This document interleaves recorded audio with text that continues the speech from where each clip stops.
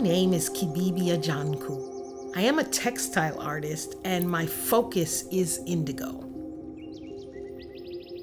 Indigo, it is a natural dye. It is a dye that comes out of a small green leaf that is used and manipulated with different components to create an alkaline environment and dye fabric blue.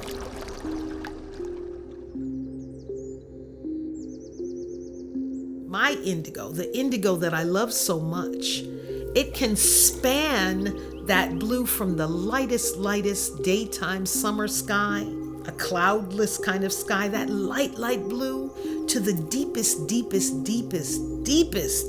dark midnight sky. But it's always blue. Indigo's always blue.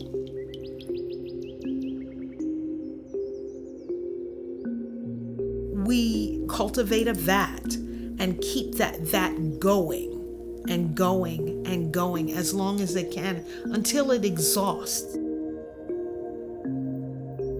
Once that vat is matured, in a natural vat, we're talking 3 to 5 days, you will see a bloom, a bubbling, double bubble, boiling trouble kind of bloom on the top. That means that the vat has fermented. That means that it is rich and mature and it's ready to dye fabric. You dip it in, it comes out green, the air hits it, that air turns it blue.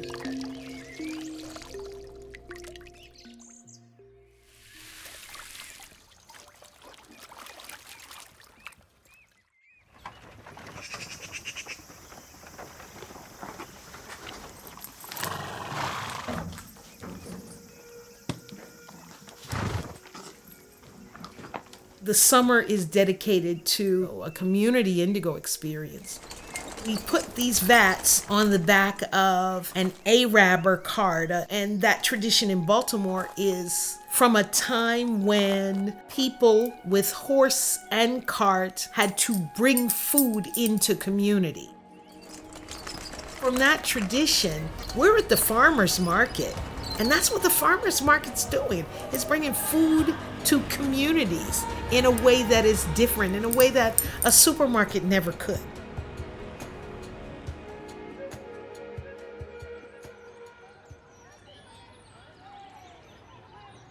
I don't get a lot of time to make for myself in the summer because I'm very busy giving people the opportunity to be exposed to the traditions that are indigo, the magic that is indigo, the beauty that is indigo.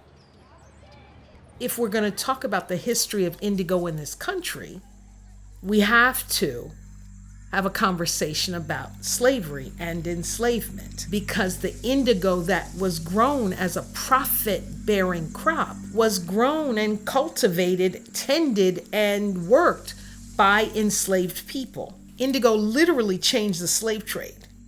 From that standpoint, I feel that my work disrupts the harm. What I'm doing is I'm connecting the beauty of indigo to the West African base that it was stripped from. Part of my artistry is the beauty of indigo. Part of my artistry is what you can look at aesthetically, but part of it is correcting and righting a wrong and reconnecting something beautiful to a place in the world that has experienced so much harm.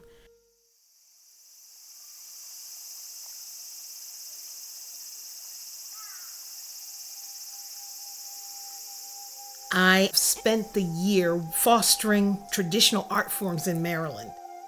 I have loved this project. It's supported me working intergenerationally. We did an exhibition. It was entitled Rubber Glove Blues, and that's almost like an inside joke because I put my hands in the vat, but most people don't want blue hands and will use rubber gloves. So rubber gloves is a metaphor for protecting yourself from the blues, having the blues, working in the blues. This project was about using indigo as a metaphor for resilience, like making sure these are traditions that don't die away. So there needs to be a certain amount of strength in the blue to make it work on the fabric, but a certain amount of strength in the artistry to make people even want to look at it hundreds of years down the road.